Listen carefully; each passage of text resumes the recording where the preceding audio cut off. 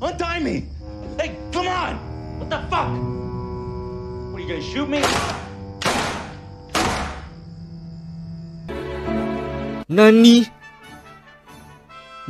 Halo Sobat Kun, gimana kabarnya? Semoga kalian nggak terkena mental breakdance ya. Oke. Pada kali ini, si Ole akan membawakan kisah dari film yang dibintangi oleh pacar si Ole, yaitu si cantik Lily Collins yang berjudul Windfall.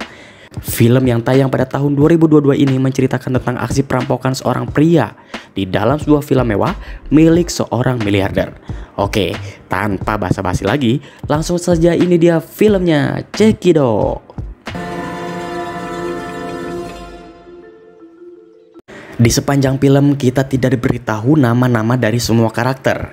Maka nanti si Ole akan memberi nama untuk mereka agar kalian tidak pusing, oke? Di awal film, kita akan diperlihatkan sebuah rumah mewah. Ya, bisa dibilang ini adalah villa yang mewah. Villa ini adalah milik dari seorang CEO. Saking besarnya halaman rumah ini, CEO tidak menyadari bahwa selalu ada orang di halaman belakang rumah mereka. Kita sebut saja dia adalah si Asep ya. Si Asep merupakan seorang perampok kelas kakap yang sudah mengincar rumah ini dari lama. Saat si CEO tidak ada di rumah, inilah yang dijadikan kesempatan emas bagi Asep. Agar terkesan apik dan tidak berjejak, si Asep selalu menggunakan kain lap untuk mengambil barang-barang. Asep pun mulai membuka rak-rak lemari. Asep mulai mengambil uang, perhiasan, dan juga pistol.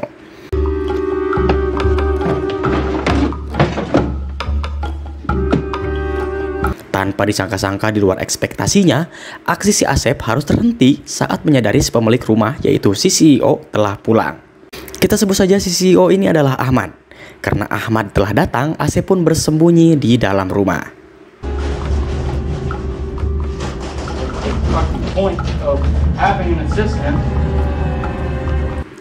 Saat bersembunyi, si Asep mengupik pembicaraan Ahmad dan istrinya yang ingin memiliki anak.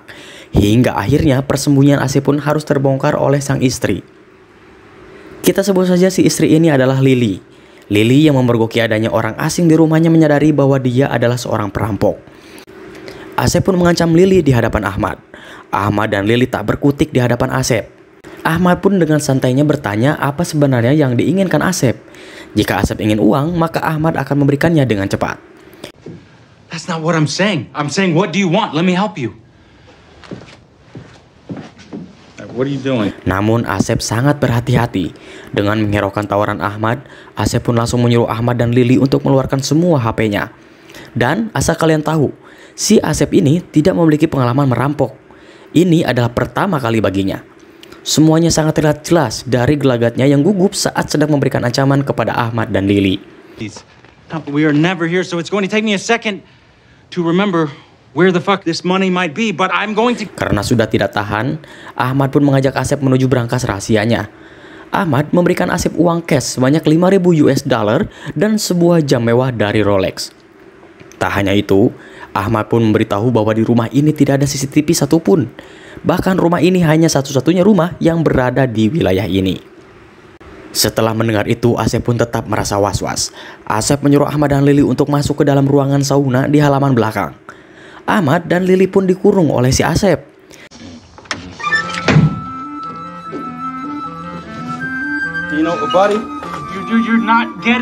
Setelah mengurung Ahmad dan Lily, Asep kembali ke rumah untuk memastikan apakah ada jejaknya yang tertinggal. Setelah dipastikan aman, Asep bergegas pergi keluar dan membuang semua HP dan pistol yang telah dia ambil ke dalam kolam renang. Asep pun pergi keluar rumah untuk kabur secepatnya. Asep masuk dan merasa lega aksi perampokannya sukses.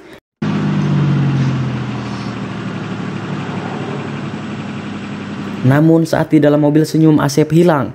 Asep menyadari ada benda aneh di atas pohon yang ada di depan mobilnya. Ternyata itu adalah CCTV. Asep pun sangat kesal dan mengurungkan niatnya untuk pergi lalu kembali masuk ke dalam rumah. Saat akan memeriksa kondisi Ahmad dan Lily, Asep pun terkejut bahwa mereka berdua sudah kabur dari sauna. Asep yang panik pun melihat Ahmad dan Lily yang sedang berlari ke arah kebun. Dan terjadilah aksi kejar-kejaran di sana. Saat dalam pengejaran, Ahmad dan Lily berpisah sehingga Asep bingung harus mengejar siapa. Lalu akhirnya Asep pun memutuskan untuk mengejar Ahmad. Stop! What the fuck? I win! I got you! Just stop! Don't make us run anymore. Anywhere you go. Stop. Stay down. Stay down. I'm not fucking around. Get her back here. Pada akhirnya, Ahmad pun tertangkap.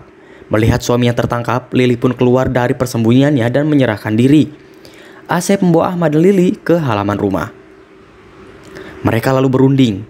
Ahmad menjelaskan bahwa CCTV yang ada di luar rumah itu adalah ilegal karena diketahui mereka tidak menetap di rumah ini. Ahmad dan Lili hanya sesekali menempati rumah ini. Namun, Asep tetap tidak percaya. Oopsie doopsies. Just put the safety on. Hasil dari rundingan itu adalah Ahmad harus memberikan uang sebanyak 150.000 US dollar agar Asep secepatnya pergi dari rumah ini.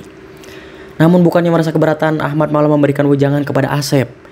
Ahmad berkata bahwa uang sebanyak 150.000 US dollar tidak akan cukup untuk memenuhi kebutuhan hidup. Ahmad dan Lili pun menawarkan uang sebanyak 500.000 US dollar. Ya, Asep pasti setuju lah dengan tawaran tersebut kan? Emang dasar nih, Sultan itu kalau nawar bukannya dikurangin tapi malah dilebihin coy. Alarm bells, which isn't exactly what you want, correct? Fine. What's the most that you can get? Ahmad pun bertanya kepada Asep mengapa dia yang menjadi korban. Namun Asep diam dan tidak menjawab pertanyaan itu. Setelah itu, karena uang 500.000 US dollar bukanlah uang yang sedikit, tentunya Ahmad harus mencairkannya terlebih dahulu di bank. Ahmad pun meminta Asep memberikannya waktu untuk menghubungi manajernya agar bisa disuruh pergi ke bank. Asep menyetujuinya dan Ahmad pun mulai menghubungi manajernya. Ahmad berusaha agar tidak panik agar meyakinkan si manajer untuk cepat mencairkan uangnya di bank. Si manajer pun memberikan kabar buruk bahwa pencairan uang baru bisa dilakukan esok hari. I have a situation that needs to be dealt with quickly and discreetly. Okay. Melihat sekarang waktu sudah mulai sore dan tentunya bank telah tutup, mereka bertiga pun terpaksa harus menunggu hingga besok hari. Ahmad mengatakan bahwa dia tidak tahu pasti kapan uang itu dicairkan, entah pagi, siang, atau malam hari. Mereka bertiga pun menghabiskan waktu bersama-sama sambil nongkrong di kebun. Karena sudah nongkrong, Asep pun mulai curhat bahwa dia penasaran dengan Ahmad. Lili bercerita bahwa dulunya dia adalah sekretaris Ahmad.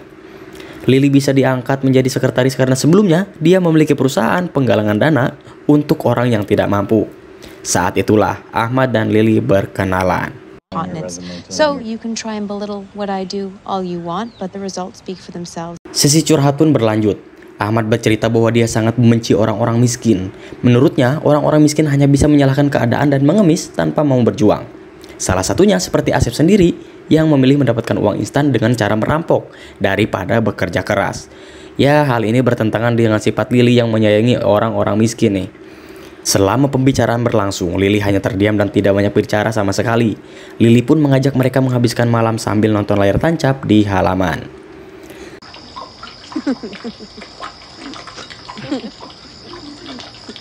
Saat waktu tidur tiba, Asep memisahkan Ahmad dan Lili di kamar yang berbeda. Mereka ditempatkan di kamar tukang kebun yang berada di luar rumah. Hal ini Asep lakukan agar tidak ada gerak-gerik mencurigakan. Sedangkan Asep tentunya akan berada di luar kamar mengawasi mereka berdua. Ahmad dengan gampangnya terlelap, sedangkan Lili tidak bisa tidur sama sekali. Lili yang tidak bisa tidur memutuskan keluar mencari udara segar sambil mengobrol dengan Asep. Lili mengatakan bahwa uang yang nanti Lili berikan harus Asep gunakan dan bagikan juga dengan orang lain yang membutuhkan. Hal ini juga sering dilakukan Lili dulu.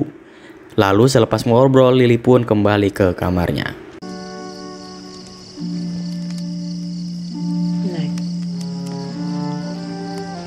Esok hari pun tiba. Di hari ini Ahmad sangat tidak sabar menunggu kabar dari si manajer karena semakin cepat dia datang maka semakin cepat penderitaannya akan berakhir. Everybody be quiet. Don't say a fucking word. Saat mereka sedang duduk di meja makan, tiba-tiba terdengarlah suara mobil. Asep dengan panik langsung memeriksanya. Ternyata itu adalah si tukang kebun.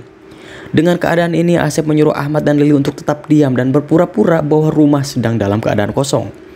Jangan sampai ada hal yang mencurigakan sedikit pun. Lalu si tukang kebun itu pun mulai mengetuk pintu rumah untuk izin menjalankan tugasnya. Karena pintu terus diketuk, Ahmad pun muak dan pergi membuka pintu. Di sini, tukang kebun mengatakan bahwa ia sangat berterima kasih karena telah diberikan pekerjaan oleh Lili. I saw that you're here. Yes, we're here. How may I help you? Alhasil, mereka bertiga pun harus tetap bersembunyi di dalam kamar sambil menunggu si tukang kebun menyelesaikan pekerjaannya. Saat sudah selesai, si tukang kebun memanggil Ahmad dan Lily karena dia ingin menunjukkan sesuatu. Pada titik ini, Ahmad pun berbohong bahwa Asep adalah sepupunya. Si tukang kebun pun percaya dan tidak menaruh curiga sama sekali. Si tukang kebun menunjukkan sketsa yang dibuatnya. Dia menginginkan persetujuan Ahmad dan Lily untuk membangun sebuah pohon di tengah-tengah taman. Agar tidak terjadi masalah, si tukang kebun menyuruh Ahmad dan Lily untuk tanda tangan sebagai bentuk persetujuan. Ahmad dan Lily memberi tanda tangannya. Setelah itu mereka bertiga pun kembali ke dalam rumah. Nampaknya raut wajah Asep terlihat panik. Asep mencurigai bahwa yang ditulis oleh Ahmad dan Lily bukanlah tanda tangan. Semua itu terjadi karena Asep melihat ekspresi si tukang kebun yang janggal seperti sedang keheranan. Hey, excuse me. Can I talk to you for a second? Stop! Pada akhirnya, Asep mengancam si tukang kebun untuk masuk ke dalam rumah. Benar saja, apa yang tadi Ahmad dan Lily tulis bukanlah sebuah tanda tangan, melainkan nomor telepon 911. Ahmad ingin agar si tukang kebun langsung menelpon 911. Namun sayangnya rencananya terbongkar oleh Asep. Karena hal itu, pikiran Asep menjadi kacau dan marah besar. Lily pun ikut memarahi Ahmad karena Ahmad malah membuat suasana makin kacau. Hingga membuat orang yang tidak bersalah harus ikut terlibat. Ahmad yang bad mood terus menunggu kedatangan manajernya hingga dia pun geram dan mulai menyalahkan Asep. Karena perbuatannya, mereka tidak bisa beraktivitas sepanjang hari.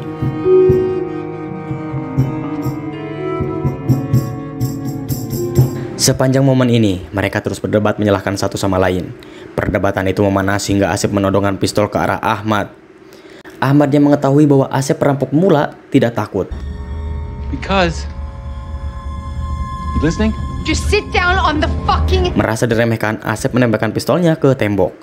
Ahmad, Lily, dan tukang kebun pun kaget dan panik. Karena kepanikannya, si tukang kebun tiba-tiba berlari keluar tanpa sadar. Dia terpeleset lalu menabrak pintu kaca. Karena tabrakannya itu, tubuhnya berdarah dan dia tewas seketika. Okay.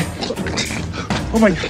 Okay. It's not fucking real. It's not real. It's not real. It's not real. Karena hal tersebut, Asep pun mengikat tangan dan kaki Ahmad dan Lily. Mereka semua termenung melihat kematian yang ada di hadapan mereka. Lily sedih karena orang yang jelas tidak ada hubungannya dengan masalah ini pun harus kehilangan nyawanya. Singkatnya, waktu malam pun tiba. Si manajer yang sedari kemarin ditunggu akhirnya datang juga. Asep membuka ikatan kaki dan tangan Lily untuk mengambil uangnya di luar. Karena Ahmad menyuruh si manajer agar dia meletakkan uangnya di depan pagar. Lily pun keluar untuk mengambil uangnya. Saat di luar, Lily memeriksa tas dan mengonfirmasi isi di dalamnya. Karena ada kesempatan besar, terpintas ide kabur di dalam pikiran Lily. Apalagi, dia menyadari ada sebuah mobil yang melaju ke arahnya. Namun karena dia tidak memiliki keberanian, akhirnya Lily mengurungkan niatnya dan kembali ke dalam.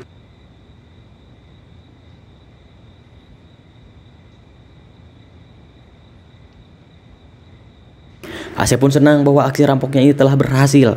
Namun sayang, sungguh sayang. Bukannya end, malah recall kena comeback. Asep bukannya langsung pergi, dia malah menghampiri Ahmad dan mengoceh. Tanpa Asep sadar, di belakangnya Lily sedang berusaha membuka ikatan tali di kakinya. Saat sudah selesai mengoceh, Asep pun bersiap-siap pergi. Lalu ketika Asep sedang memakai sepatu secara mengejutkan, Lily pergi mengambil patung dan menghantam kepala Asep secara membabi buta hingga Asep tewas seketika. Nah, kan kena comeback.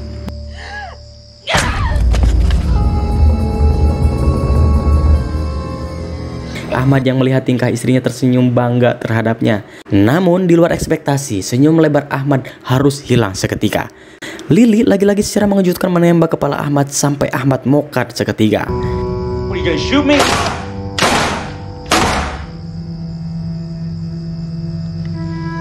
Double kill. Tidak ada yang pernah menyangka Lily yang sedari awal adalah gadis polos baik hati mampu membunuh kedua pria secara kejam. Ya mungkin dipikir-pikir hal ini bisa terjadi karena Lily sudah muak terhadap Ahmad yang tamak. Jika kita ingat, Lily dulunya adalah seorang gadis yang memiliki perusahaan penggalangan dana untuk orang miskin. Yang otomatis Lily sangat menyayangi orang yang tidak berkecukupan. Namun seketika aktivitas yang dicintainya harus berhenti, dia lakukan semenjak menikah dengan Ahmad. Berbeda seperti Lily, Ahmad justru membenci dan sinis kepada orang miskin. Lalu film pun tamat. Pesan moral yang bisa kita ambil dari film ini adalah kalau bisa end, janganlah banyak recall. Nanti kena comeback, nangis. Ya sobat kun, sekian film Windfall yang si Oleh telah bawakan ini. Jika kalian punya masukan dan rekomendasi, jangan ragu tulis pendapat kalian di kolom komentar. Dan jangan lupa untuk like, share, and subscribe agar si Oleh selalu semangat menemani hari-hari gabut kalian. Wadidaw.